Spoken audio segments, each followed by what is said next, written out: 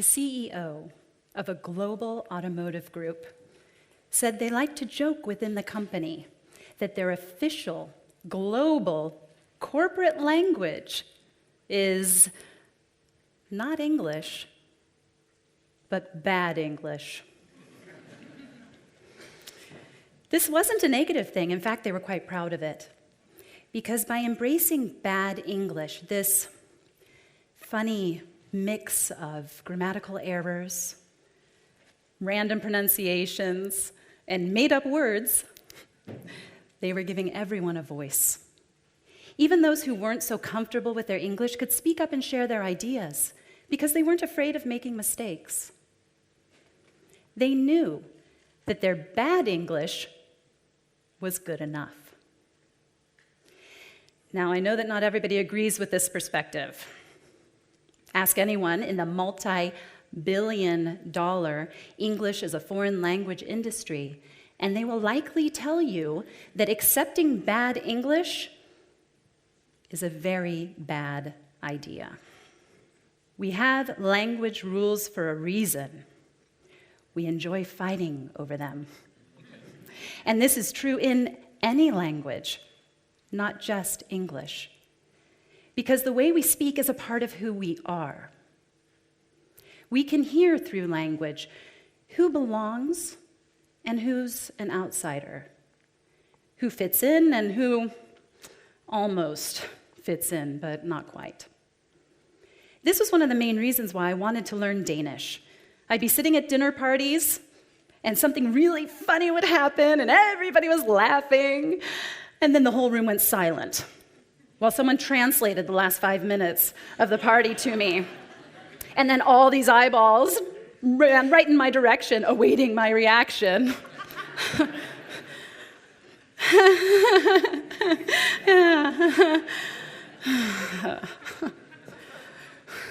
You know, I thought that by learning Danish, I would finally fit in. But even now, when I speak Danish fluently, okay, sure, I can follow along with the jokes at the dinner party. I can laugh in the right moments. But every time I open my mouth to speak, my accent sabotages me. It gives away my secret that I don't really belong. But I guess I'm one of the lucky ones, because as our world gets smaller and more connected, it's impossible to find work where you don't have to cross languages and borders and cultures. We were forced to adopt a global language. And in the lottery of languages, English won. That gives someone like me, who was born into English, a clear advantage in global business. Automatic ownership of worldwide communication. Or at least that's what a lot of English speakers would like to believe. Take a peek into English language classrooms around the world, and the teaching supports this idea. Now, I'm not saying that we should get rid of language teaching. Of course, we have to have a basic, solid foundation of grammar, vocabulary, pronunciation. People need to be able to be understood in the world.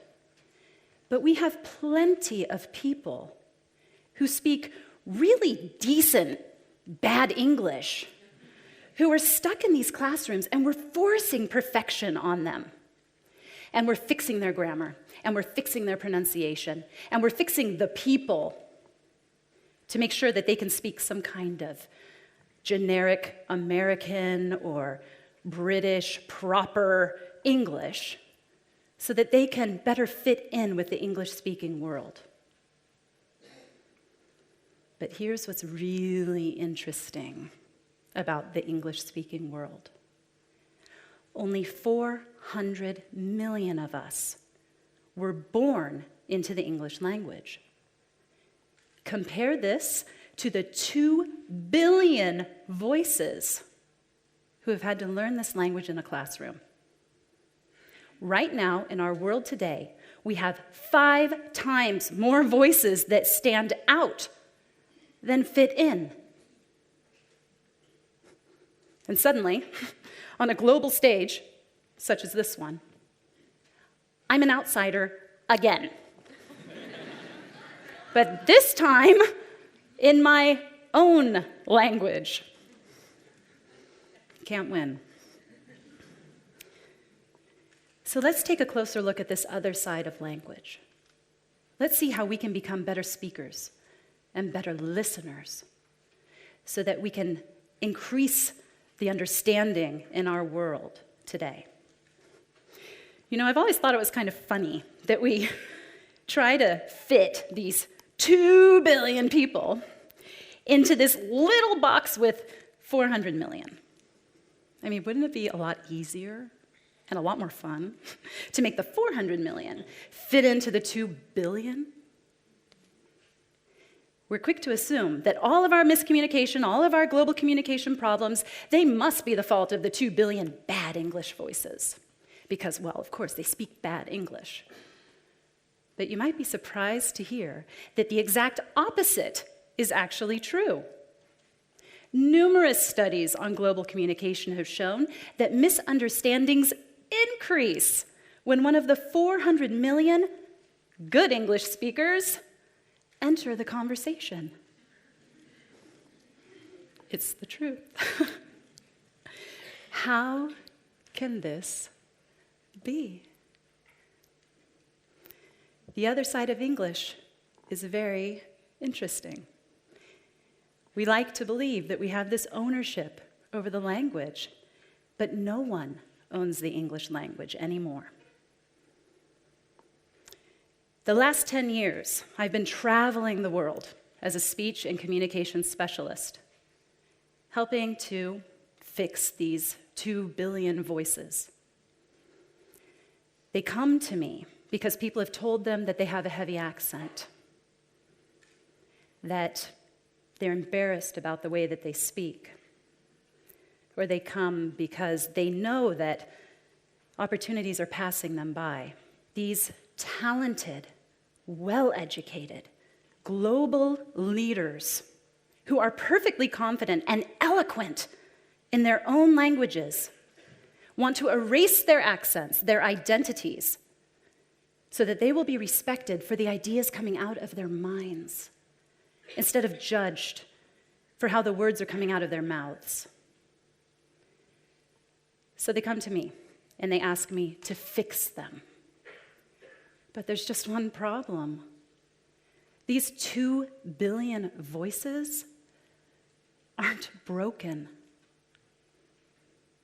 The most important skill to master as a global leader moving forward in our world today is not the perfect accent. What is crucial in global communication is adaptability. As a speaker, being able to change the way that you speak so that it's easier for your listener to understand. And even more importantly, as a listener, being open and flexible to hearing all different kinds of English and really making an effort to understand. The problem and the biggest challenge we're facing with international English is that there is no one global English. We can't define it. We can't put rules on it. We can't teach it. It has to be experienced. So the way that a Chinese businesswoman speaks English with a Frenchman in Germany will be completely different than the way a Dane speaks English with a New Zealander and a Korean in Indonesia. What could be completely acceptable in one context could be completely unacceptable in another, with different speakers from different backgrounds and cultures.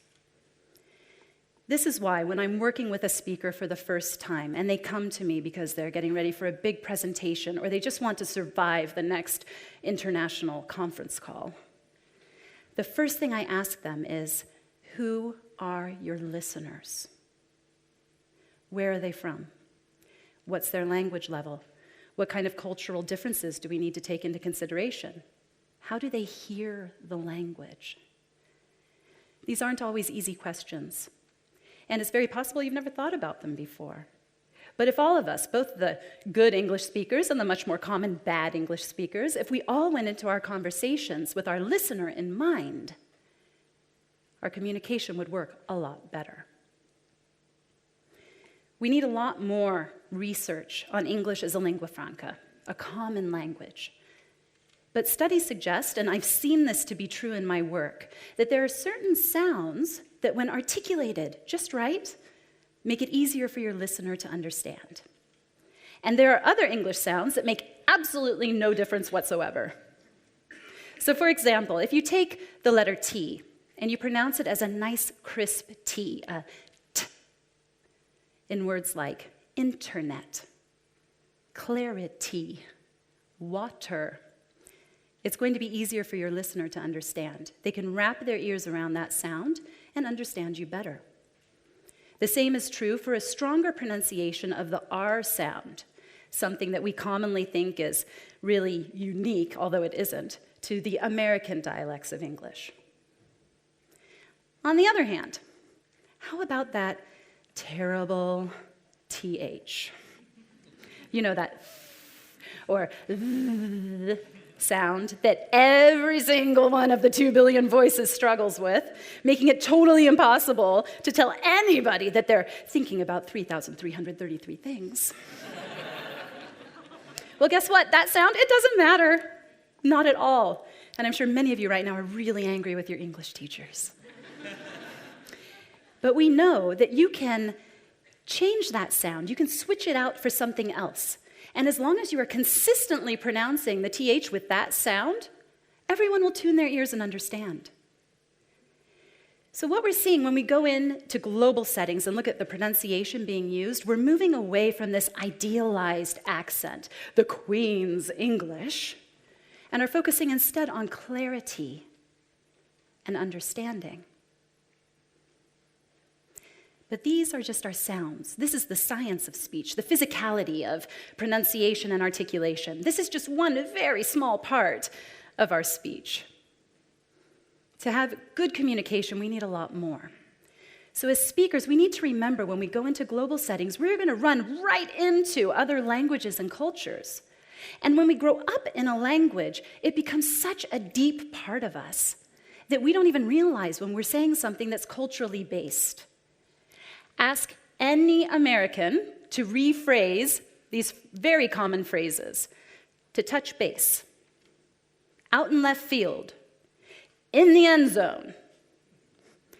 Many Americans will struggle because these phrases are such completely common, everyday parts of our American vocabulary. We don't even stop to realize that they come directly from baseball and American football. You can expect someone to understand your language, but you can't expect them to understand your culture. This is why it's so important for us to drop the jargon, the slang, the business speak, the sports analogies. Even the good English speakers can't understand each other when they forget that they come from different cultures. But this is still all just focusing on the speaker. What about our listener? What I said earlier is even more important. And the reason why I believe that is because we never talk about them. When you are going into any kind of global conversation, it's so important to remember that you need to make an effort. A lot of people get frustrated hearing different accents. Oh, he's so hard to understand. And they don't want to talk to that person anymore. But when you understand how accents work, they actually are like this fun little puzzle that you can figure out. We have accents because every single language has its own sound system. So when we grow up learning a language, we learn that sound system, and we learn to perfectly imitate and mimic the sounds of that system. But we know that at some point along the way of growing up, we don't know exactly when, but somewhere in the early teens, we lose this ability to perfectly mimic sounds. So what happens when we meet a new language is we have to go back to our old sound systems, and we try to approximate the correct sound that would fit that new sound. So when you understand how this works, all you really have to do is crack the code. Once you know how sounds are switched, it gets really easy to understand an accent. And something like this can be taught. But these are just sounds. Tone and emphasis, a little more tricky. We get so much information from tone. You can hear when someone is excited, when they're happy, when they're sad, when they're angry, when they're stressed. You can hear when your friend is smiling on the telephone. That's how important our tone is. But unfortunately, tone doesn't translate well, even in our own languages. Think of how many different ways you could say the words, yeah, right. Yeah, right. Yeah, right? Yeah, right. And this is just in our own language. When we're in global settings, we cannot make any assumptions. If somebody says something you think is totally outrageous, chances are you misunderstood. We need to enter every single interaction as if it's an exploration, always questioning, always curious, checking for understanding, asking for clarification, and always giving the benefit of the doubt. What we also need to do is simply be better listeners. All of us need to have more contact with different varieties of accented English from all over the world. Because the more we hear these languages and accents, the easier they are for us to understand. We have so many courses out there, I run some of them, that are stripping the accents and stripping the identities away from the 2 billion people. We're sending them to these courses called accent reduction. I think it's time for us to start considering having a lot more courses on accent recognition, where global leaders learn and appreciate the different accents that they are going to come into contact with in their work, where they begin to value and accept and see the beauty in our differences instead of trying to judge and mask them. We're always so focused on learning how to speak so that others want to listen. Why don't we start listening so that people want to speak? I am convinced that we are nowhere near reaching our potential in this world. One of the biggest reasons is because too many people are afraid to speak up. They're afraid of their bad English. They're afraid of being judged. Maybe it's time for us to stop fixing all the bad and start redefining what is good. So please, I'm begging you, keep speaking up. Keep sharing your ideas with the world. Because as long as you can understand and you're being understood, then you're speaking bad English perfectly.